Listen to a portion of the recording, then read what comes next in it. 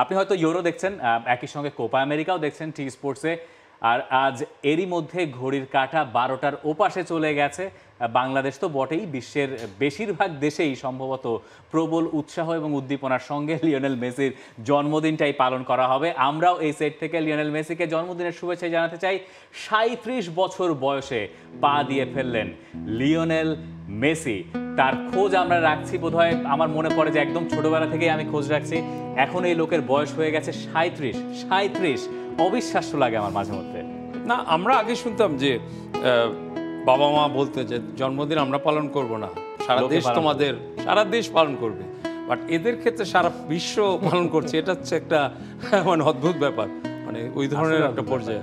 শাইখ ভাই, মেসি এবং রোনালদোর জন্মদিন আমরা যখন দেখি, আমাদের সোশ্যাল মিডিয়া, আমাদের হোম ফিড সব কিছু ভেসে যায়। আমাদের বাংলাদেশের লোকেরা এই দুজনকে এত বেশি আপন করে নিয়েছে। আরও যদি স্পেসিফিকলি বলি তাহলে সম্ভবত এই লিওনেল মেসিকে। এবং বাংলাদেশ নামটা আর্জেন্টিনায় কেবলমাত্র পরিচিতই হয়েছে কারণ বাংলাদেশের লোকেরা আর্জেন্টিনাকে ভালোবাসে অন্ধভাবে, লিওনেল মেসির ভক্ত। গ্রাম পটাটা চিপস নাকি বিস্কুট খেয়ে বুঝে নাও। জি, এখানে যে জিনিসটা যে মেসি আসলে ছোটোবেলা থেকে আমরা যারা আছি, যারা কিনা ফুটবল দেখছি, তাদের সবাইকে একটা ইন্সপিরেশন হিসেবে কাজ করে, একটা স্বপ্ন দেখায় যে if you can really want to work hard and want to play football, you can achieve the best things in the world. So ওই ব্যাপারটা থেকে, প্লাস আর্জেন্টিনার ভক্ত কিন্তু সেই অনেক আগে থেকে, জন্ম থেকে আমরা জন্মসূত্রে আর্জেন্টিনার ভক্ত। হ্যাঁ, বাংলাদেশের লোকেরা জন্মসূত্রেই ভক্ত হয়ে যায়। এটা যেটা খুবই ভালো প্র্যাকটিস আমার কাছে মনে হয়। বিদেশে যদি ম্যানচেস্টার ইউনাইটেডের সমর্থক আপনি জন্মসূত্রে হতে পারেন, তো আর্জেন্টিনার সমর্থক হইতে দোষ কি?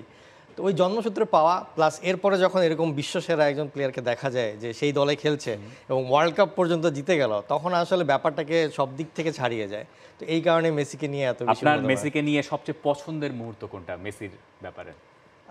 মেসির ব্যাপারে অবভিয়াসলি তার কনসিস্টেন্সি। সে 37 বছর যে বললাম, সে কোনখান থেকে শুরু করেছে, আজকে কোন জায়গায়, এবং যেখানেই গেছে, যখনই গেছে না কিনা, সে তার জায়গাটা ধরে রেখেছে এবং খেলাটা সেমভাবে ধরে রেখেছে। এবং তাকে যেই পরিমাণ ফাউল করা হয় এবং তারপরও সে যেভাবে করেই 37 বছর বয়সে পড়তেও বলটা নিয়ে আগিয়ে চলে যায়, মানে এই জিনিসগুলো আসলে আনবিলিভেবল।